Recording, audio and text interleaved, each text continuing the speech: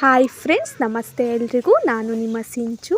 ಇವತ್ತೊಂದು ಒಳ್ಳೆ ರೆಸಿಪಿ ಹೇಳ್ಕೊಡಕ್ಕೆ ಬಂದಿದ್ದೀನಿ. ಏನಪ್ಪ ರೆಸಿಪಿ ಅಂದರೆ ಹಲಸಿನ ಹಣ್ಣಿನ ದೋಸೆ ಹೇಗೆ ಮಾಡೋದು ಅಂತ ತೋರಿಸ್ಕೊಡ್ತೀನಿ ಬನ್ನಿ. ತುಂಬ ಕ್ವಿಕ್ಕಾಗಿ ಫಾಸ್ಟಾಗಿ ಮಾಡುವಂತಹ ಒಂದು ಒಳ್ಳೆ ರೆಸಿಪಿ ಇದು. ತುಂಬ ಟೇಸ್ಟಾಗಿರುತ್ತೆ. ಇದನ್ನು ಮಾಡುವ ವಿಧಾನ, ನಾನು ಸ್ವಲ್ಪ ಹಲಸಿನ ಹಣ್ಣಿನ ತಗೊಂಡಿದ್ದೀನಿ. ನೋಡಿ, ಚೆನ್ನಾಗಿ ಬಿಡಿಸ್ಕೊಂಡಿದ್ದೀನಿ. ನೋಡಿ ಫ್ರೆಂಡ್ಸ್, ನಾನು ಅಕ್ಕಿನ ರಾತ್ರಿ ಎಲ್ಲ ನೆನೆ ಹಾಕ್ಕೊಂಡಿದ್ದೀನಿ. ಇದನ್ನು ನಾನು ಬೆಳಗ್ಗೆ ರುಬ್ಕೋತಾ ಇದ್ದೀನಿ. ಬೆಳಗ್ಗೆ ರುಬ್ಕೊಂಡು ಬೆಳಗ್ಗೆನೇ ನಾನು ದೋಸೆನ ಹಾಕೋದು.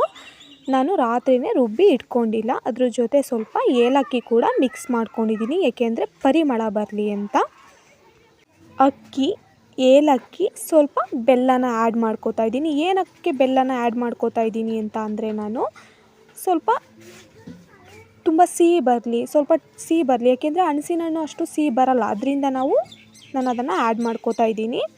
ನೀವು ಹಲಸಿನ ಹಣ್ಣನ್ನು ಕೂಡ ಹಾಕ್ಕೊಂಡು ಚೆನ್ನಾಗಿ ರುಬ್ಕೋಬೇಕು. ಅಕ್ಕಿ ಜೊತೆ ಚೆನ್ನಾಗಿ ಹಲಸಿನ ಹಣ್ಣು ಕೂಡ ಸಣ್ಣದಾಗಿ ರುಬ್ಕೊಳ್ಳಿ.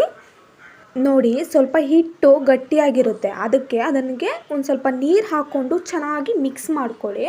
ಯಾವ ಥರ ಅಂದರೆ, ನಾವು ಮಾಮೂಲಿ ದೋಸೆ ಹಾಕ್ತೀವಲ್ಲ, ಆ ಹಿಟ್ಟು ಯಾವ ಫ್ಲೇಮಲ್ಲಿ ಇರುತ್ತಲ್ಲ ಆ ಫ್ಲೇಮಿಗೆ ಬರೋವರೆಗೂ ಚೆನ್ನಾಗಿ ನೀರು ಹಾಕ್ಕೊಂಡು ಚೆನ್ನಾಗಿ ತಿರುಗಿಸ್ಕೊಳ್ಳಿ. ನೋಡಿ ಹೇಗೆ ಬಂದಿದೆ ಅಂತ. ಹಿಟ್ಟು ತುಂಬ ಚೆನ್ನಾಗಿ ಬಂದಿದೆ.